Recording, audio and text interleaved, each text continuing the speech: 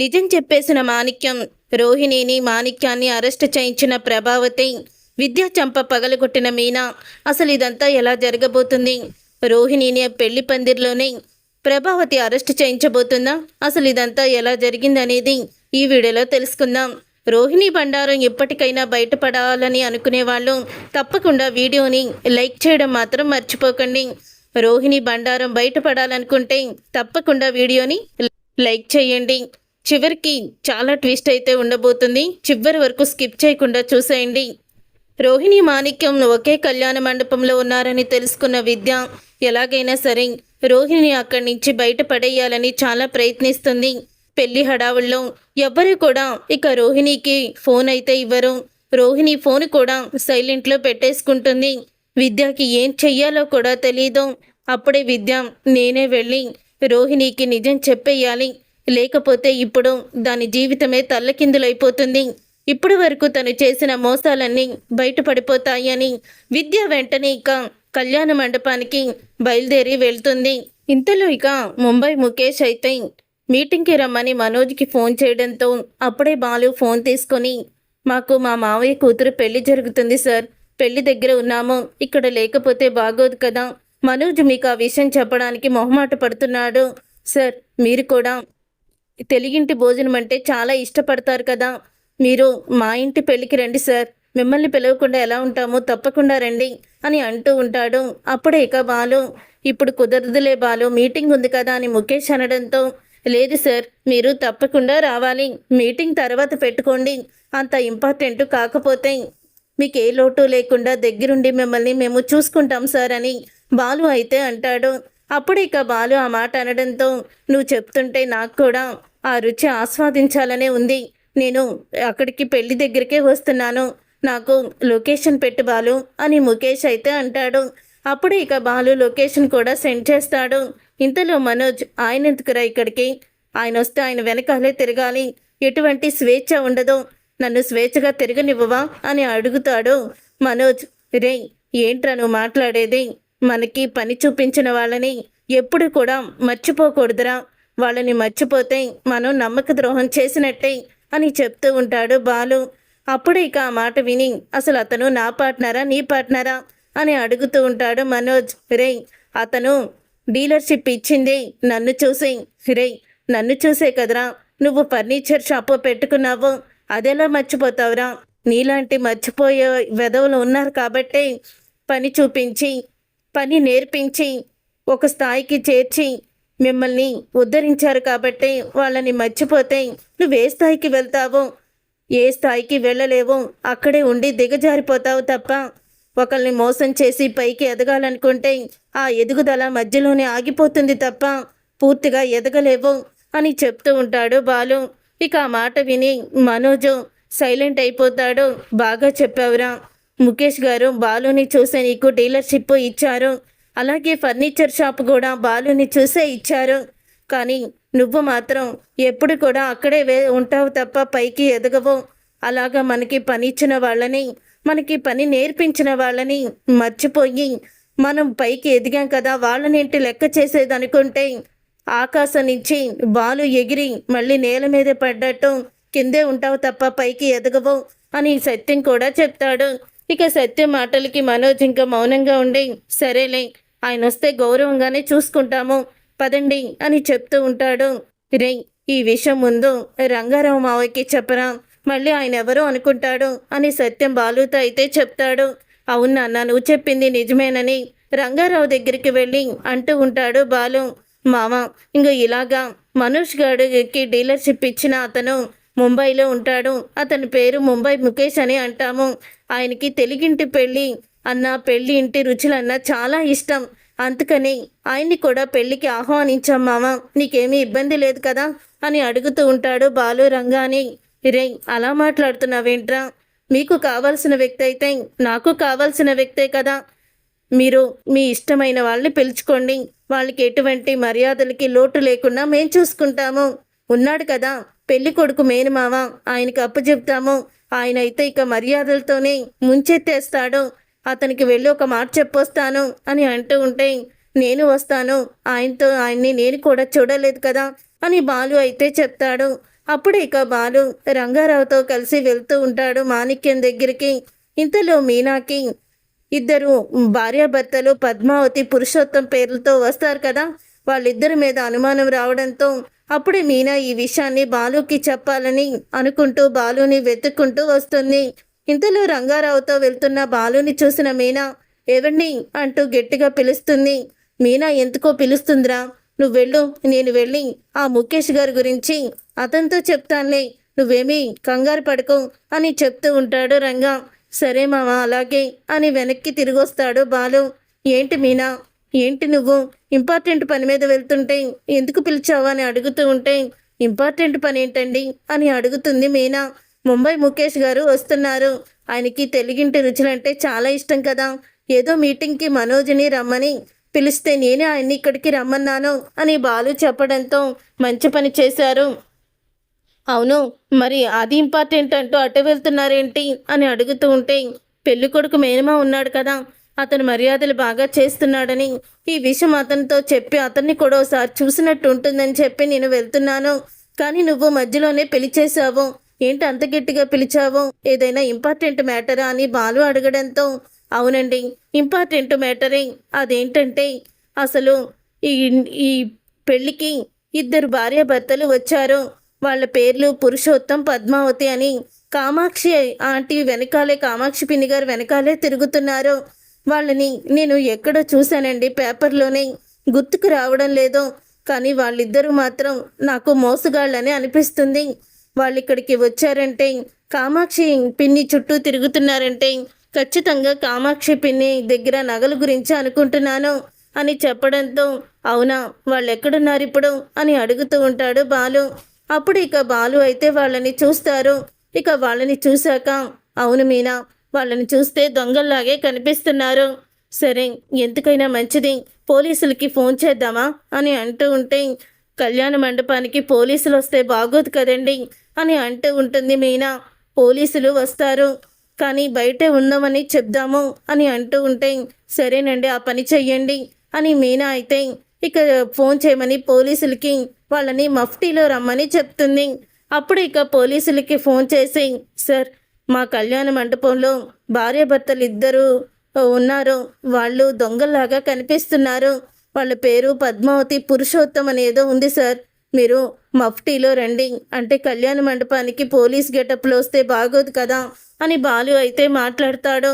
అవును, వాళ్ళిద్దరూ దొంగలే, జాగ్రత్తగా ఉండండి, వాళ్ళు నగలు కొట్టేయడానికి, నగలు దొంగిలించడానికి ఎంతకైనా తెగిస్తారు దుర్మార్గులు అని కానిస్టేబుల్ మా ఇన్స్పెక్టర్ గారు బయటికి వెళ్ళారు, ఆయన 5 నిమిషాల్లో వస్తారు, ఆయన పర్మిషన్ అడిగి మేము వస్తాము అని పోలీసులు అయితే చెప్తారు. ఓకే సార్, మర్చిపోకుండా రండి అని అంటూ ఉంటాడు బాలు. బాలు అలా అన్న తర్వాత అప్పుడు ఇంకా వాళ్ళు నిజంగానే దొంగలంట మీనా, వాళ్ళని ఒక కంట కనిపెడుతూ ఉండాలి అని చెప్తూ ఉంటే, అవునండి మనం కంట వాళ్ళని కనిపెడుతూనే ఉందాము అని మొత్తం కూడా వాళ్ళ గురించి వెతుకుతూ ఉంటే వాళ్ళు కామాక్షి వైపే తిరుగుతూ ఉంటారు.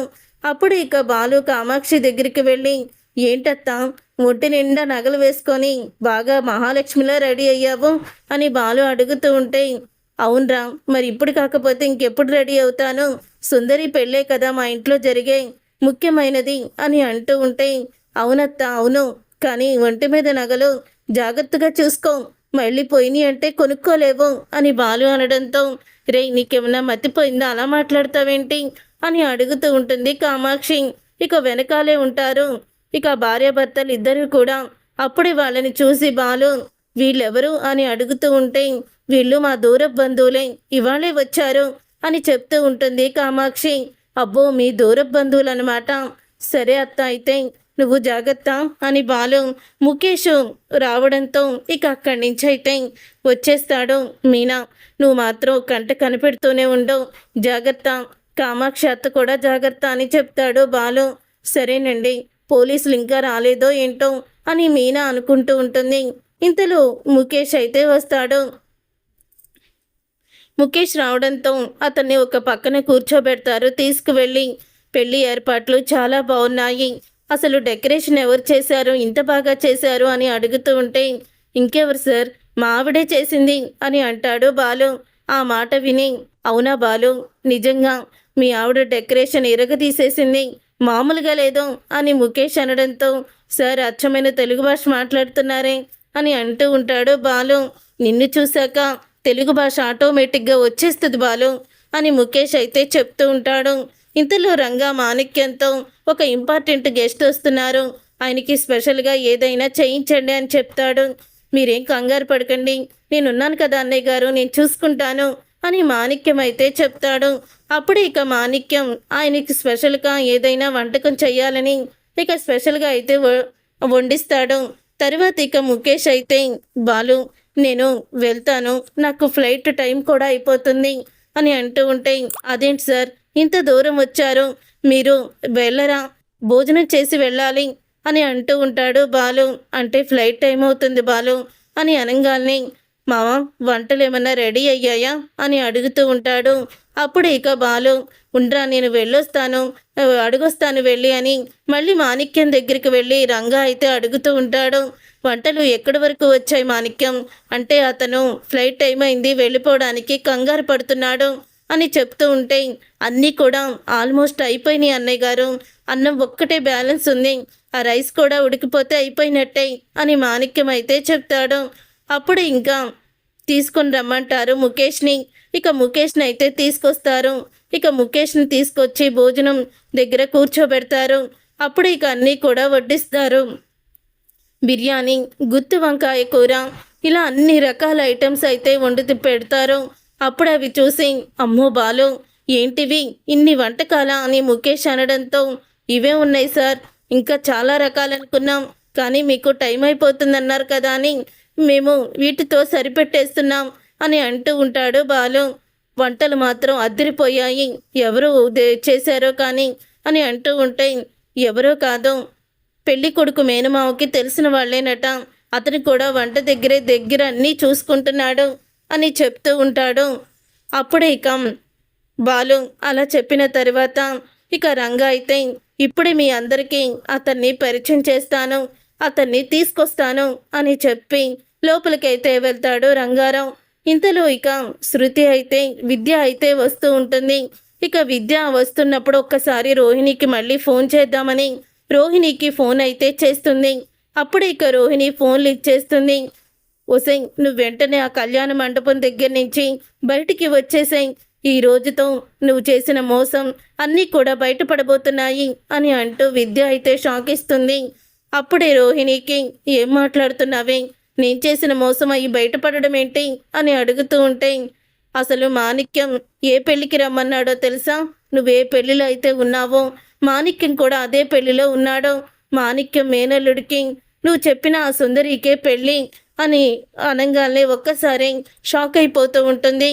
అప్పుడే రోహిణి, ఏంటి నువ్వు చెప్పేది అని అంటూ ఉంటే, అవునే ఆ మాణిక్యాన్ని నువ్వు పక్కనే పెట్టుకున్నావు, సంతోషంగా ఉన్నావు నిజం తెలియక, ఇప్పుడు నీ సంతోషం ఆవిరైపోయే సమయం వచ్చేసింది, నీ బండారం మొత్తం బయటపడే సమయం వచ్చేసింది అని అంటూ ఉంటే, లేదే అలా జరగడానికి వీల్లేదో, నేను వెంటనే వీళ్ళని ఇక్కడి నుంచి తీసుకువెళ్ళిపోతాను అని చెప్తూ ఉంటుంది. అప్పుడే రోహిణి వెంటనే ప్రభావతి శృతి వాళ్ళ దగ్గరికి వెళ్ళి, అత్తయ్య అర్జెంటుగా మనం ఇంటికి వెళ్ళాలి అని అడుగుతూ ఉంటే, అర్జెంటుగా ఇంటికి వెళ్ళాలా, ఎందుకు, పెళ్ళి కాకుండా ఎలా వెళ్తాము అని అడుగుతూ ఉంటుంది ప్రభావతి. అది కాదు అత్తయ్య, మనం అర్జెంటుగా వెళ్ళాలి, నాకు కాస్త పనుంది, మీరందరూ కూడా వచ్చేయండి, మామయ్య గారిని, బాలుని, మీనాని అందరినీ తీసుకొచ్చేయండి అని అంటూ ఉంటే, అదేంటమ్మా నీకు అర్జెంటు పని ఉంటే వీళ్ళందరినీ ఎందుకు రమ్మంటున్నావు అని అడుగుతుంది ప్రభావతి.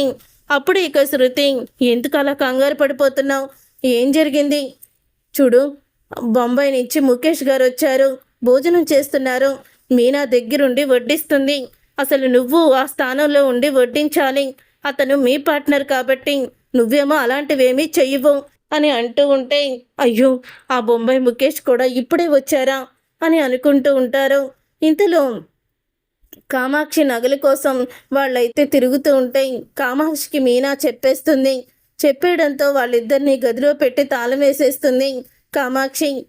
పోలీసులైతే వచ్చామని బయటే నిలబడి ఉంటారు.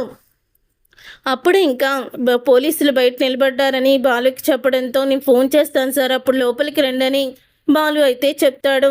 ఇంతలో రంగారావు మాణిక్యాన్ని తీసుకొని వస్తూ ఉంటే మాణిక్యాన్ని చూసిన ప్రభావతి కుటుంబం షాక్ అయిపోతూ ఉంటారు. అందరూ కూడా ఇదేంటి, పెళ్లి కొడుకు మేనమావని తీసుకొస్తానని ఈ మేకమావని తీసుకొస్తున్నాడేంటి మావయ్య అని బాలు అయితే ఆశ్చర్యపోతాడు. ఏంటి మావా, ఈ మలేషియా మావిని తీసుకొచ్చావేంటి అని బాలు అడగడంతో అప్పుడే బాలు వాళ్ళని చూసి మాణిక్యం కూడా షాక్ అయిపోతూ ఉంటాడు. అంటే అన్నయ్య వాళ్ళ స్నేహితుల కుటుంబం మీద నేను అస్సలు కూడా ఊహించలేదు అంటూ షాక్ అయిపోతూ ఉంటాడు మాణిక్యం. అప్పుడు ఇక మాణిక్యాన్ని చూసి సత్యం, రే రంగా, ఇతను పెళ్ళికొడుకు మేనమావేంట్రా, రోహిణి మేనమావ అని అనడంతో లేదురా పెళ్ళికొడుకు మేనమామే అని అనగానే ప్రభా అంటూ పిలుస్తారు. ఇక రోహిణి, ప్రభావతి, శృతి, మీనా అందరూ కూడా దగ్గరికి వస్తారు. వచ్చిన తర్వాత ఇక మాణిక్యాన్ని చూసి రోహిణి షాక్ అయిపోతూ ఉంటుంది. అయిపోయింది, నా బండారం బయటపడిపోయింది అని టెన్షన్ పడుతూ ఉంటుంది రోహిణి. ఇక టెన్షన్ పడుతూ ఉండగా మీరా మరిది గారు మలేషియా నుంచి ఎప్పుడొచ్చారు అని అడగడంతో అప్పుడే ఇంకా మాణిక్యం భార్య అక్కడికి వచ్చి ఇతను నా భర్త, ఇతను మలేషియా ఏంటి, ఏమయ్యా ఏంటిదంతా, అదేనే నేను చెప్పాను కదా మలేషియా మావయ్యగా గెటప్ వచ్చిందని, ఆ నాటకం ఆడానని, ఇదిగో ఈ అమ్మాయికే మేనమావగా నాటకం ఆడాను అని అనడంతో ఏంటి ఇది నాటకమా అని అంటూ షాక్ అయిపోతూ ఉంటారు అందరూ కూడా.